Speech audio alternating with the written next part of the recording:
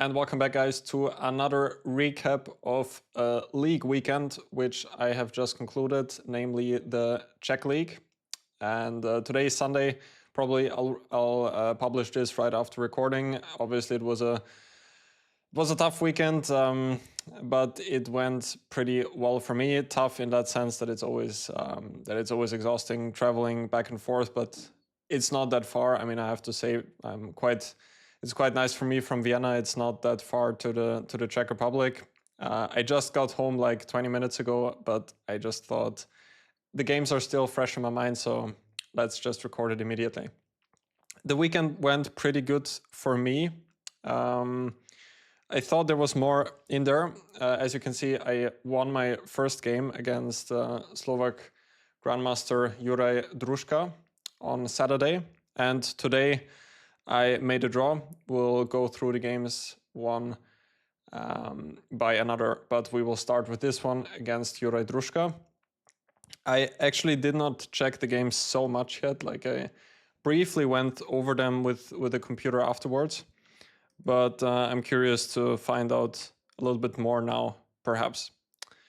So in the first game, we actually played at 10 in the morning on both days, which was something new for me, because usually when you're playing those leagues, the Saturday game usually starts at 2 or 3 p.m., which makes sense because usually people are traveling, or at least often people are even traveling still on Saturday. I arrived on Friday. But yeah, that was something unexpected. And in the Czech League also, you don't really know your opponent. Just like when you sit down at the board, you know the opponent's lineup maybe 10 minutes before the game. In Germany, I think they now have 3 hours before the game. And in Austria, it's also still 30 minutes. So every league is different when it comes to that. But yeah, I kind of enjoy it in the Czech Republic, actually, because, well, I cannot prepare, but also my opponent cannot prepare, which is, at least for the Saturday game, where they don't know the lineup of the opposing team. So I basically stuck with my repertoire in the first game, and I played this line with b3, which, if some of you have seen my recaps from the Sligo Open, I played a similar line in the last round, which helped me to win the tournament. There my opponent played without e6, but with c5 and knight c6. In case you're curious about that, you can check it out.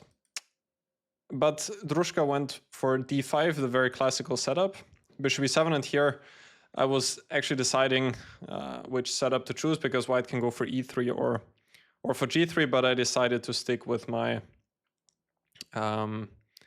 setup, which I often go for, which I also recommended in my Reti course. And here he took d takes e4, which surprised me a little bit, because usually black is not taking here.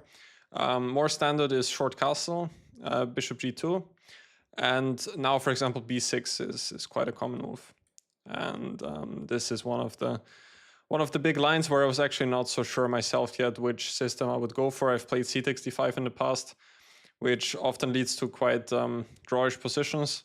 I've also played e3 in the past, which is kind of the main line where white then wants to play queen e2, knight c3. And just for understanding here, usually black, or at some point at least, goes for d takes e4, b takes e4 on c5, because we got something similar in the game, but here white is already committed to e3, which is not as weakening as it looks. But in the game, I got at least a more flexible version, because he immediately took on c4 and then went for b6. Obviously, by playing like this, he is avoiding this line with c takes d5. This is, of course, one upside which he can play for. So b6, bishop g2. By the way, during the game I was also considering queen a4 check, which is also actually not a bad move, it seems like. We were both not so sure about queen d7, and the resulting endgame, not so sure. I mean, I would definitely pick white here, because I have the better pawn structure and I can play for a4, a5. But still, without queens on the board, black has to probably do a lot of things wrong to get into serious trouble here. Could also go back with the queen and then kind of use the queen on d7, but okay, this is already getting a bit out of hand, I think. In the game I played very logical with bishop g2, and short castle, he played c5 first, yeah, and now d3. And this is what I meant earlier. Of course, I could play e3, which would transpose to something similar like we've seen before, but I used this chance to play it with a kind of different setup, which is with a4. I had a very similar type of game in the Austrian Championship last year in the first round, where I also won in a similar style by pushing my a-pawn and trying to create a weakness on b6. And also here it worked out pretty well in this game. So my threat is kind of to play a5. It's not so sure if it's like a terrible threat because black can obviously allow it. Like he can go for something like knight d7 and just wait around, and it's not so clear actually if I'm going a6 or if I'm taking. Both could be possible. If I go a6, then I could have the b5 square for the knight, which could be quite attractive. But of course I could also generally take in those positions and then try to play against the pawn on b6, which is always very pleasant for white if I can get it like this.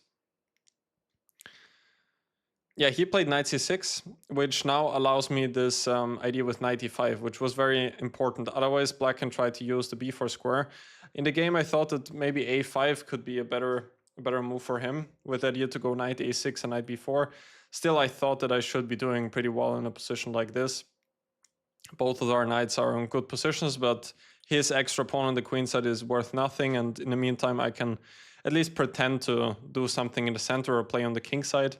Like often some plans like this with knight e1 and e3, queen e2, rook d1, and then f4, g4 can be in those positions. I don't know if that works here. Like if black is careful, probably doesn't have to allow it, but it's not so easy for black to find a plan, I would say, and white has a couple of different options to play here. So he played knight c6, which also has the idea to maybe get the knight to b4. And now this sequence was pretty good, that I exchange all of those pieces, because now black is kind of stuck with a bad bishop on e7, and this is why I went for it. Knight d2 seemed like the better square for the knight, because on c3 it's only blocking the bishop on b2, and also I want to keep the option to get the knight to f3, which also happened in the game. He played knight d7, knight f3, and now he played a5, which was actually very surprising for me to see. But he just wanted to stop the option of me going a5 completely, which reminds me that I could also go a5 earlier, but in the game I did not like the fact that now he could go for b5. Obviously I will get the better structure here, but I thought that black is very solid. Like in the game I was considering a move like knight c4, bishop c3. I didn't think it would matter much. And he could go a6 or rook b8 first. And generally I thought that some position like this could come out. And if he gets the rook to b5 and can double, I don't really think that this weakness on c5 counts in this position, because it's not really easy for me to attack the pawn. I see that the engine now is claiming that bishop e5 here is concretely strong, because I guess I'm stopping rook b8, but I think this is the only move that gives white some advantage. And in the game I also thought that he could start maybe with rook b8, which seems to be the precise move order. And now I don't think I can avoid this plan of him going queen c6 and rook b5. So this is why I just started with this and wanted to just keep the option of going a5, and at some point I probably would have. Like if black doesn't do anything here, I can prepare it with, for example, queen c2, bishop c3, rook b1, and then at some point I'm gonna go for a5. But my opponent went a5 himself here, which is a surprising decision to me, but objectively speaking, it's actually one of the best moves. In the game, I was considering him to go for something like a6 here. And as I said earlier, my plan would be something like queen c2 or queen c1 with some ideas like this. But generally, bishop c3, rook b1. And black is very solid here. And even if he gets a position like this, just in general, I don't think that he should be much worse, because the pawn on c5 is difficult to attack. And still white has, of course, the better side of the draw, you could say so, or can try to do something here, but black is doing okay here. But there's a big but here, because after b5, white is actually winning because of this trick. My opponent and I talked about this after the game. And black cannot take because the queen is hanging, and otherwise b5 will drop. But at some point, black can probably prepare to get it, like he can go rook c8 first and then try to get b5. Something along those lines I was expecting. But he went a5, which yeah, stops me from going a5, but of course now his pawn on b6 is not worth anything much. But at the same time also, my pawn on a4 can be always a bit of a target here. At least my queen or my rook always needs to protect it. Here I went knight e5, which the computer does not like so much here. I should have immediately gone for the plan which I later on played in the game, this queen c1 or queen c1 followed by queen f4 or queen e3 next, and maybe after that. The idea of knight e5 was to force him to go to some good bishop against bad bishop scenario, because otherwise I thought, like, if I do anything else, at least he has the option to go bishop f6, which is maybe not even the best exchange for him, but in the game I was trying to avoid it. Still, I could probably go for something like knight e5 and then f4 or queen b2, and my position is very pleasant, but I thought that also black is solid in those positions, like he can put one rook to d6, for example, protect the pawn there, and it's not going to be so easy for me to make progress. So I went for this type of position, which practically speaking maybe wasn't a bad call at all, because apparently for my opponent it was also difficult to find the right plan here for black, and the position is still around equal now. Okay, so he went rook 88, and now queen c1. So what my idea was to get my queen to e3, and then maybe to play f4, so generally to try and stop him from playing in the center with e5, f5, and so on. So he went bishop d6, and now bishop c3. There was, of course, the option to make a draw like this, but I did not want to go for that, because I wanted to play for win. So I played this, trying to keep the bishops on the board. I think if bishops are exchanged, then it's just kind of a clear draw. Black can probably play f6 and then e5, and always has even ideas for counterplay with e4, so I don't think this is a problem at all. So went bishop c3 back, and bishop c7. That was still normal, I think. Queen e3. What was I thinking? Actually, here there was a point which was interesting, because I was considering e5 in the game, and I thought generally if black gets f5 as well, then he's doing pretty well, and bishop c7. But my idea was here to play queen e3. If f5 now, I have this, and if rook e8, at least I thought I have f4, and winning back the pawn. I think we both missed that he can take this rook, and here he's actually winning back the pawn with queen c7, and it's probably around equal. What I considered in the game was this, and in the end I have queen b2, I saw. I still thought a bit more about this after f4, but I thought I'm sort of safe, like I could go f3 and then rook f2, rook g2, for example. Still full compensation for black, but it wasn't so obvious from afar. Like, black also needs to be precise here to show the compensation. Yeah, but he should go for something like this. Computers claim that he can go for some rook e8 even slowly. What was my plan in the game now was to play queen e4, and basically wherever he goes with the queens to go g4 next. Engine doesn't love it for white, but in the game I thought it looks quite easy to play for me. I'm curious what he says. Queen c8, yeah, g4 was my idea, and the plan is just king h1, rook g1, rook g3, and I didn't really see now what he does here. I'm also not sure that the engine is completely correct here. I mean, it's definitely a better continuation than the game, but I wouldn't be so sure that this is so easy to play for black. I think from a practical point of view, probably this is best. And now this rook e8 move is strong, which I think we both missed. And here I don't think black should be in any real danger. But he went bishop c7, now queen e3. Still, e5 would have been the best, and something like this in the game. After the game, I suggested this move, which kind of urges me to take, otherwise f5 is coming, because now g4 is not possible because of f5. And we were discussing this endgame a bit, which we came to the conclusion that black still needs to be a bit careful here, because pawn on b6 is worth nothing. He has the bad bishop, but it should be very, very solid for black. So that might have been also another possibility. But he went f5, which is definitely a positional mistake, because now I can play f4 and he will not get e5 anymore. And now I can mobilize on the b file, at some point go bishop e5. And after this move, he was already in a pretty bad spot in the game. Yeah, so I went for f4, rook d7, now rook b1, using a nice trick that he cannot take here. First of all, I could take on e6, but even better is rook b5, which I was planning to play.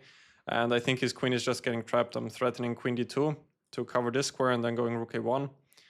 And if he goes for this, then how was this again? Rook c1.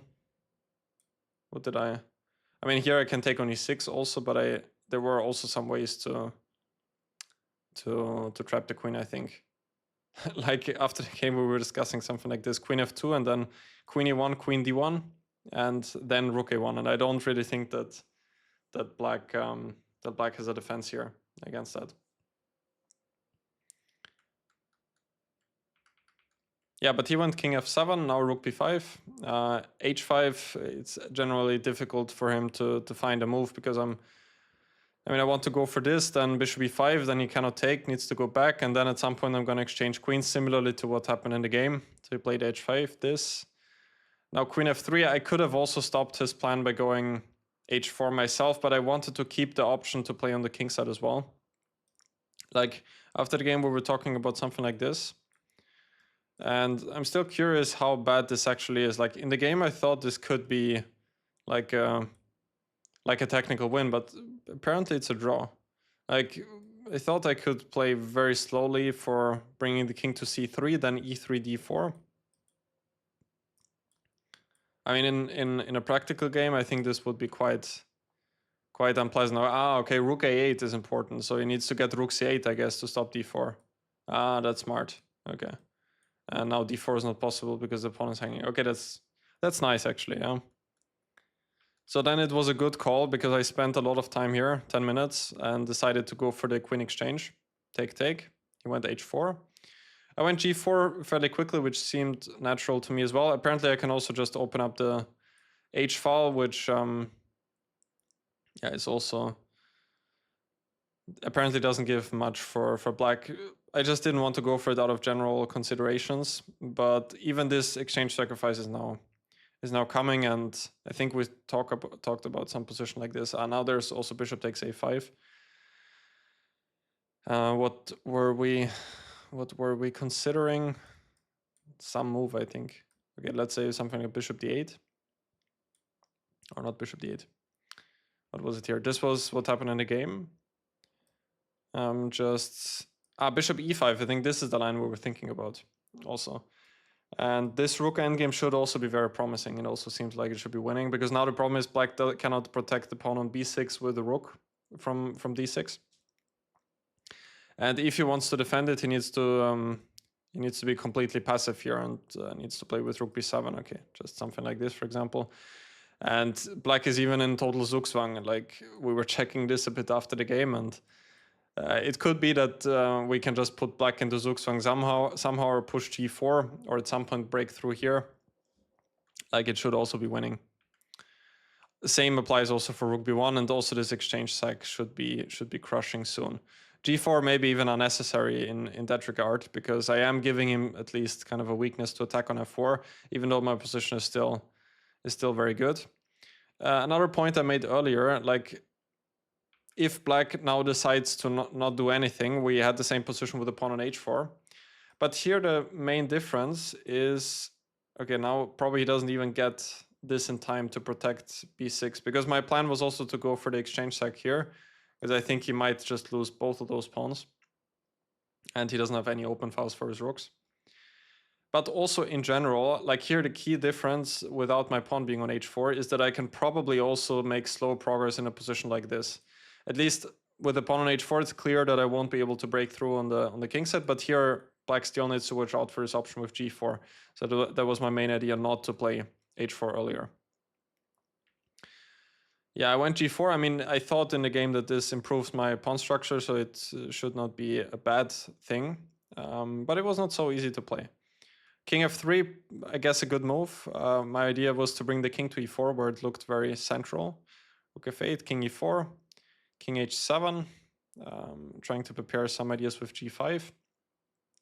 Now this would have been more precise than what I played in the game, and then just slowly e3, and then I can always protect the pawn like this. That would have probably been quite a clinical win. I went for this, now rook f5, rook back, g5, take, h3. Okay, not so many comments here. I think that was all fairly logical. If he tries to attack the pawn like this, then I always have bishop e5. And I thought that this rook endgame should be... not this. What am I doing? Rook b7. Rook b7 and then something like f4 or king f4 trying to bring the king over. I thought this should be winning. Or f4, f5 perhaps is another idea, or bring the rook here. Many different cool ideas for white here. Okay, so he went for this, now h3, just guarding the pawn. And here I made a mistake with king e3. This would have been better, but I simply did not want to play it out of the reason that I thought I'm letting his rook into here, but I don't think he's in time to take any of the pawns, because I even have a lot of attack myself. I can go for this, then threaten rook g1 and rook h8 mate, and I think it's quite difficult, if not even impossible, for black to avoid this without losing a lot of material. It also, I mean, it hurt me quite a lot to make a move like this, because my king is so nice on e4. It's very central, and I'm moving it back. But yeah, it's good to know that e3 is good, and I also have ideas with bishop c1 to go after the pawn, or bishop f6. I mean, rook f1 is also coming. Now it looks fairly natural to me to go for this. But I was lucky that my opponent now blundered immediately with bishop d8. He already felt like the position should be lost, which maybe it still is, but I wasn't so sure, like, if he goes for some rook g3 or rook h2 at some point, and then bishop g3, if my win is so easy. Like here, maybe bishop g3 is coming on the next move. I don't know, this seems logical, but already bishop g3, and I think he's just picking up this pawn. So after that, it would not have been so easy. Computer says that for some reason king d2 is very strong here. I don't really get it. I think he wants to prepare this, but after that, I'm not really sure what he wants to do. Anyway, he went for this, which prepares bishop g5 check, which would be quite unpleasant because my king is getting checkmated. But I had bishop f6, and after that everything is falling apart, because he has to sort of go for the rook endgame, and even though the material is equal still, he's completely lost, because pawn on b6 is weak and worth nothing, actually. My king is very central, pawn on h4 is weak as well, and the pawn on e6 is also weak. Yeah, he went for this, now rook g7 I took, king f4, and okay, if he takes on h3 it also doesn't make a significant difference. I have two connected passed pawns. I mean, they're not yet, sort of, because of pawn on c5, which is also going to fall pretty quickly. Like, those two pawns are also very weak, and that makes the position very easily winning for me. Could have also gone for king d5 here, but I did not want to allow this, because I was not like this. I was even calculating this in the game, and now just something like this, for example. Because I felt like if his king can make it back in time, I wasn't so sure. Like, if the king makes it back to d7, and we get some position like this, which anyway won't happen, but this, in general, I was not so sure to allow, even though it should also be winning. Because generally, here also, if black includes this move, rook g2 at some point, I have to go rook h1. I mean, this is exactly what I meant, something like this, with the inclusion of rook g2 and rook h1. So this is what I wanted. This is what I didn't want to allow here. So I just went for the. I mean, the whole line should still be winning, but I thought that king f4 is just safer, because I'm bringing back the king and stopping his potentially dangerous h pawn. So rook h1, king g4, now staying close to the pawn. If he goes rook h2, then my idea was to go for rook e6, but king f3 should also should also be winning. Even this is winning. I'm quite surprised. I mean, I don't know if surprised is the right word, but okay, still I'm playing rook d5, then bringing my king to e3, and then I will have to connect the passed pawns. Okay, it's not that difficult. Anyway, he went rook h1, king g4, this, king g7, and here he actually resigned because, yeah, I mean, what can he do? He can play h2, but I'm just picking up this pawn, and for example, something like this is easily winning. The a pawn is not going anywhere, and I have now actually those 3 bad boys, and it's gonna be an easy win. So that was the game. I mean, after it finished, it felt to me like it was a very clean positional game, but he actually wasn't doing badly at all at this moment. 95 again, in hindsight, was not the best move. I should have played a bit slowly, more slowly, I guess, because here he did have the equalizer generally to play with e5 or e5 f5, the line we looked at earlier, which would have been okay for him. But after that, I mean, it was fairly smooth, I would say. So that was Saturday's game. Now let's head over to today's game. Maybe you can already see that I'm a bit tired. The game started at 10 in the morning today, and now it's a bit after 7 p.m. And it was a long game. We played for almost 5 hours. And it was a big fight, that is for sure. So I played against Jan Vykouk, who is, I think, 2 years older than me.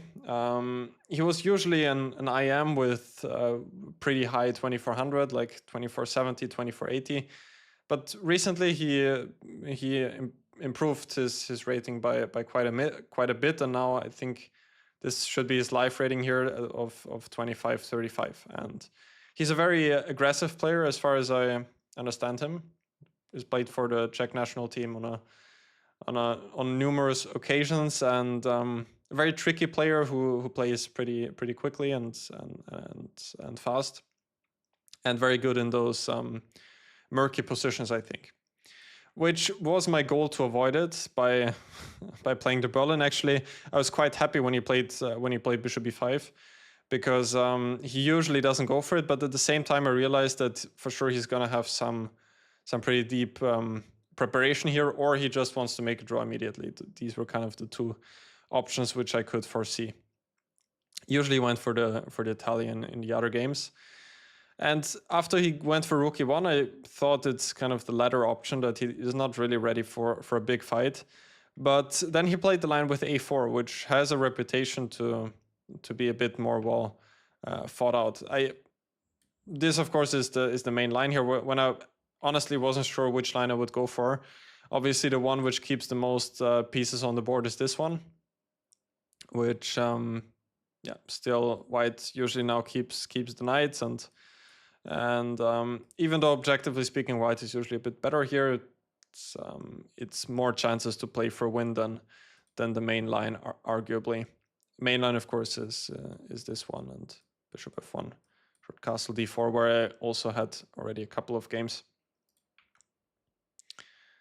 Yeah, he went a4, which, funny thing was that the first, or one of the first times that this line was introduced to the highest level was when I was helping Hare Krishna for the 2022 FIDE Grand Prix series, and he was playing against Wesley So. I think it was the first round, and we were working this line out, and he actually played it in that game, and did get quite a nice advantage out of the opening. And I think that Wesley followed that game pretty long as well. So generally the idea is that black cannot take on b5 well, because then the a file opens up, e5 is going to drop, and the knight also doesn't really have a great square here. And if black includes a6 and bishop f1, in some of the positions this inclusion can favor white. I guess it will be best to show that a little bit later, the exact reason for that.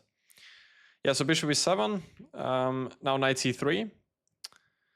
This is the way white is playing here. Now a6, this inclusion right here. You could also play short castle when white's idea is actually not to take here, but instead to go for d4. And now black can take the pawn, but it can be a bit dangerous. Like I think this, for example, can get out of control because white has a lot of different attacking ideas, and black is struggling with the development by quite a bit. So I would not recommend to go into something like this. So I played a6 with the idea just to kick out the bishop still. And now short castle, for example, would be one way where we can reach like a similar position to the main line with this inclusion. There are a couple of reasons why this could be a better version for white. I'm thinking if there's even a better way to show that. Maybe something like this, yeah. Because this is actually the main line just with the inclusion of a6 and a4. I'm thinking now myself, like usually I assume that the main benefit is that in those positions, like in some of the main lines, like, I don't know, knight f5, c3, d5, for example, yeah, that in those positions, whenever white goes a4, black would usually go a5 himself, because now white could try to fix the structure on the queen side. This would be my human explanation why this inclusion generally favors white. I see that the computer also comes up with some other reasons in some more tactical lines. There could be some ideas maybe with rook a3. Like, for example, here, this line, for example, could be now different, but this is a whole other story and too deep, so I'm gonna leave it at that. Yeah, so knight c3, a6, bishop f1 back. Now, black can also usually keep this pawn, which is possible, but white gets compensation, and I did not want to allow that. White usually plays with some knight d5 and then b4, c4, and has a lot of space, some knight h4 ideas sometimes. It's also playable for black, but yeah, was not my cup of tea for today. So I went for e4, which actually had a game in already in the European Team Chess Championship. I think it was in 2023? Where we beat Norway, actually. So there were 3 draws, Magnus Carlsen playing on the first board against Valentin Dragnev, and I won on the last board with the Berlin with black. That was pretty cool. The game also continued like this, d5, rook e1. And I also played bishop g4 there, which I think was also still the game of Hare Krishna against Wesley So. What black should avoid here is short castle and now d4. I mean, should avoid is probably a strong word, but now white can play d4 in one move. And after bishop g4, c3, it's still not so clear if white actually has anything. I checked this at some point, but I don't think it's necessary to allow that with black usually.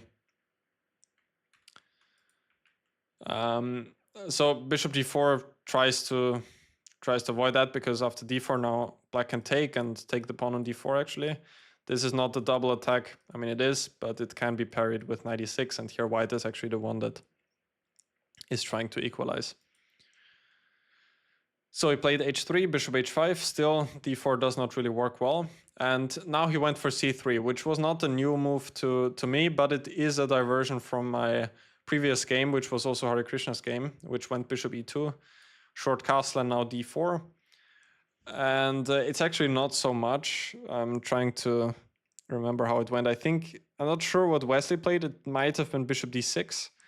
When Hare Krishna got some small pull in a position like this, I think that Wesley took here, and then at some point lost the pawn on d5 with some rook d2 ideas. But it was still not so much, and the game later on ended in a draw.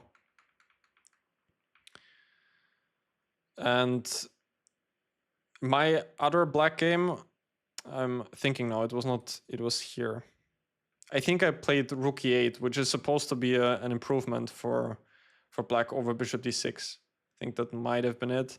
And I think my game went something like this. And I might have played c5 here or b5. Might have actually been my move, which was not the move I was intending to play, but I just remembered the idea with b5. Actually, what I think I wanted to play was this queen d7, queen d3, and then b5. This was what was inside of my notes. But also b5 should not be a big deal. Generally, black is very solid and the position is okay. Yeah, he went for c3 though, which I think is a bit more ambitious, because now after short castle again, he can try to get this position. I think this was also recommended by Nikolaus and Tierlis in his 1e4 reimagined book, which I read a bit through it myself, and I really enjoyed it. So in case you're looking for new ideas against 1e4, you can definitely look into it. I'm not so sure though how long we followed his recommendation. So I played d4, which you're supposed to do here to not allow him to get d4. d3, short castle, bishop d2. We were still both sort of in preparation here. I mean, I was kind of recollecting those moves, but it turns out to be correct. I knew that I'm just supposed to be playing h6 in those positions, sometimes rook e8 also, and then kind of keep this bishop flexible, but sometimes it goes to f6. I'm still not so sure what is actually the point of h6. I think it's just kind of a useful, whoops, that's the end of the game. I think it's kind of like a useful move, multi-purpose move, because in some lines when my bishop gets kicked back to g6, there can be knight h4 and I have a square to h7. Also, when I go bishop f6, he does not have g4, bishop g6, and g5, which could also be an idea sometimes for him. I think this second idea is more likely to be a problem in some lines. He went rook c1 now, which he told me he's still prepared, and now rook e8 brought him out of book, which actually was a good move. Also, bishop f6 is possible here. I think I did not want to go for that because he could play some c4 at some point maybe. I remembered some positions like this could be interesting. I mean, strategically, it's an absolutely horrible move because I can play a5 here and get this square.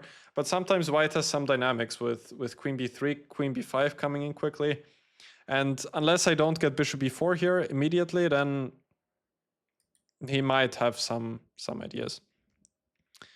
But if he does it here, I thought it's just terrible. Like I thought I have many ideas, but for example, bishop b4 immediately, or a5 and then bishop b4. So he should not do this. Yeah, rook e8. I played this fairly quickly. I mean, it just felt like a normal move, but bishop f6 is fine too. He went g4, bishop g6, and now bishop g2, which surprised me a lot. And around here, I was starting to feel very optimistic about this game because, I mean, he's sacrificing the pawn on d3 for, to me, was not so obvious compensation, and I didn't even think I have to take. Like it just feels like the pawn will always be hanging, so I was really surprised about this move. Also, rook c1 surprised me kind of. I mean, at this point I thought he might have ideas to play with a5, but yeah, rook c1 doesn't feel like such a human move to me, but obviously he told me that it was still preparation, so from that regard it's a bit different, but still, I mean, a5 would strike me as more logical, because then maybe at some point white can actually go for something like this. Still, I mean, can go rook e8 and does not strike me as the end of the world, but looks more in the spirit to me. Yes, so I spent a lot of time here and then decided to take on c3. Actually, almost 25 minutes, huh? That's a bit too much. But yeah, it was a fine decision. Bishop takes c3, queen takes d3. I just took the pawn, and the position is still equal. Like, he has so many different ways to actually equalize. I really thought in the game that after this I would be better. So he went for queen b3. He can also go for this. It seems like knight e5, take, and now rook e5 though. If bishop e5, I can just play c6 and I'm a pawn up. I saw that. And if this, I also thought I have a couple of ideas here. I thought this was one of them. For example, take, rook d1, bishop c2. Ah, he's just making a draw here. Okay. And I thought this pawn will fall, but yeah. Also c7 will fall, and then also b7 will most likely fall. So yeah, I agree with this assessment. He went queen b3 though. Now I went knight a5, queen a2, queen c4. I had to think about all of that when I went into the whole operation, because otherwise it's a bit unpleasant, because b7 is hanging, my queen is in a bit of a awkward situation. So, and like this, I'm inviting the queen trade immediately, which he did not go for, which also surprised me. I thought that he should go for this, and now bishop d4. And I just had a feeling that this should be okay. I would have probably went for c5, and because I don't want to move my knight and allow his rook to come in. I mean, that could be a bit unpleasant. But I thought that this would be just completely okay, and now bishop f6. And the two bishops are just too strong. Like here, I thought I have numerous options because my bishops are just so good here, but rook e1 was one of them, for example, which I saw king g2 and now bishop e4. And he has to give a check not to lose the piece, but now I'm winning back the pawn on a4. Seems like my calculation was on spot here. But he went for b3, which is very, very optimistic. He's giving up another pawn to get this move in. And I played queen b6, which I thought he missed, but then he played bishop d4, which is another very good move, which I missed, because I thought here I'm actually close to winning because he cannot take on g7 because of knight b3.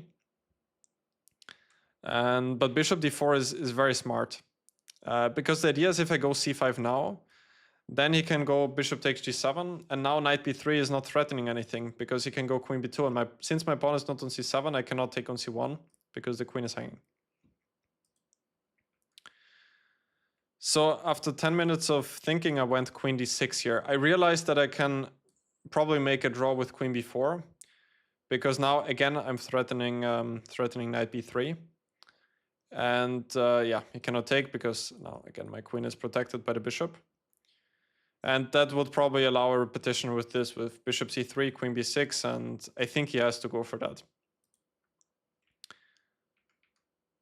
But I was so optimistic that I played queen d6. Queen c3, another good move. If he goes for this, yeah, then just knight b3 is winning the exchange.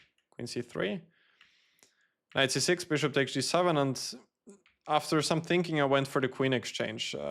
I also thought that king h7 is a very promising option because now if he moves the queen to remove the bishop, then I can again try to exchange queens and he cannot take my pawn on h6. But I thought he has a couple of strange ideas like h4, for example, immediately, and with queens on the board and my king being weakened like this, I did not like it so much, especially already approaching the 30-minute mark. So I thought I could run into some time trouble if I go for that. So I played queen b4, which immediately forces him to exchange queens, bishop b4, take. And also when I got into this position, I was feeling like I should be better here because I have the outside passed pawns, and his pawns here I can be easily controlled by my king, but the position is actually equal. Which I just did not understand in the game. Would be curious what my opponent thinks. We didn't speak about it so much. He just felt like generally it was complicated, so I think he had a better assessment over the position than me. The thing is, my pawns are just not going anywhere because his pieces are fairly active, and I cannot just push my pawn because the knight on c6 is hanging, my pawn on c7 is backward. If this pawn would be on c5, then it's probably a completely different story. So bishop e4, okay, I thought that was natural. I could also go back bishop d6 first to avoid bishop f4. And probably the best plan is to even keep those two bishops on the board and go for some knight b4, knight d3. It's a very interesting position, and I think is actually very suitable for training games, which I might give to my students at some point. So I played bishop e4 whenever he moves the knight to exchange the bishops. Again, not so sure if that was even such a great idea, because also in the game I was thinking about knight h4, and the knight could come to f5, but he went bishop e3. I went bishop a3, and he went rook c2, rook c3, and still I felt like I should be better, so I played bishop d6, because otherwise I could repeat moves with bishop b4, rook c1, and bishop a3. Rook e1, I was curious in the game. I was not so sure yet what I would play because I don't really want to move my bishop again, and otherwise he could have some ideas with a pin. Maybe knight b4 with ideas to play. Knight c2 next is a is a nice move. But I didn't see that. It's what the computer said. I thought about a couple of moves here. I did not decide just yet. Yeah, so I went back bishop d6, knight d2. Still the position is around equal. Knight b4, trying to mobilize the pawns. Also knight a5 was a candidate, tried to get b5 in. But yeah, I did not like this, that he gets the knight to e4. That was my problem in the game. So knight b4 with knight d5 ideas, and also to get in b5, but I'm simply not getting it. Also, he has a lot of activity with knight e4 to come. So I went for knight d5 and I went for this exchange. F takes e3. Even this is probably a draw, yeah? I mean, computer says zeros here, yeah? Because my pawns are not going anywhere, yeah? White can control them, and he also has those two guys on the king side. But he went for this, and I mean, I made the time control here. So I thought, definitely not gonna lose the game. But around here, I was starting to feel already a bit uncomfortable, because the knight on e4 is strong. His king is getting active. My king is not really taking part in the game. So here, after the time control, at this move, I spent a ridiculous amount of time, and also not on a great move. Yeah. The position is still equal, and I have a couple of ways, like maybe f5 here is interesting, trying to swap some pawns, like with this being the idea. This felt natural because I'm trying to facilitate b5 on the next move. I'm surprised that this is working here. What is the point? Just rook b8. Okay, fair point. But that means, could I have played it earlier as well? No, then the rook on b3 was still protected. Yeah, here it was not possible because the knight protects the rook. But I guess I could play it already here. Yeah, yeah, that would have been possible. Again with this idea. Yeah, now like I spent so much time on either b5 or rook a5. Rook a5 is actually a terrible move. I wanted to go for that for such a long time, but it just looked so ridiculous to let in the rook to the 7th rank. I still didn't see like the clear problem, but it just felt wrong. So king f5, I was looking at rook a5, and in the game rook d7 was bothering me, which also keeps a clear advantage, but also h6. I'm not even sure what I was thinking about here. I mean, it was really unnecessary to spend so much time on this, because it just feels bad, yeah? This one pawn, which I'm spending 2 moves to win, and then again having to go back with the rook, and white gets to activate all of his pieces. b5 is a bit more sensible, yeah? And this is the move I had to go for. Also here, the thing which was bothering me was that sometimes he has the option to activate the rook, which generally should not even work for him. Because, okay, I can play rook b5, for example, and he does not have so much time here, because I don't need so many moves to get this pawn rolling. So at some point he has to go for some perpetual, probably. Like, this is one way I think we could get it, yeah? Now king g6, and this would be one way the game could end. Also, something like this is often not clear, yeah? Like now I get king g6, yeah? And he's actually not checkmating me, and the pawn is running in time. So this would have been so much more of a normal decision to make. He should probably wait, and that was also another thing that bothered me. Like, what do I play here? I cannot push the pawn. I also cannot move my rook. My bishop is actually on a pretty good square on e5.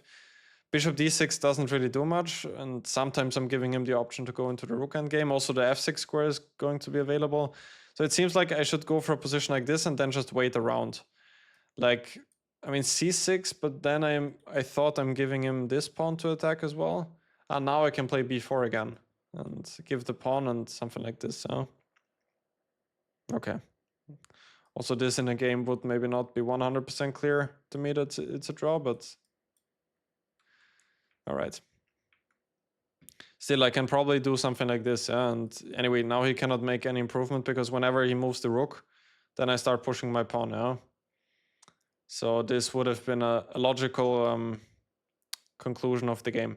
I played this and offered a draw, which yeah, he rejected, and he should, because I was too dumb to spend so much time here. Went king f5, rook d5 back, h6 check. Now king g8 already the only move. If I go to h7, then this rook endgame is immediately losing, because pawn is hanging and his king is so active. And if this, I even thought at some point he can have h7.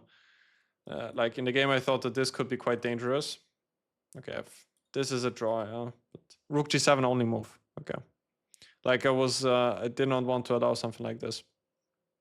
e4 immediately wins, by the way, objectively speaking. Yeah, so this was still fine.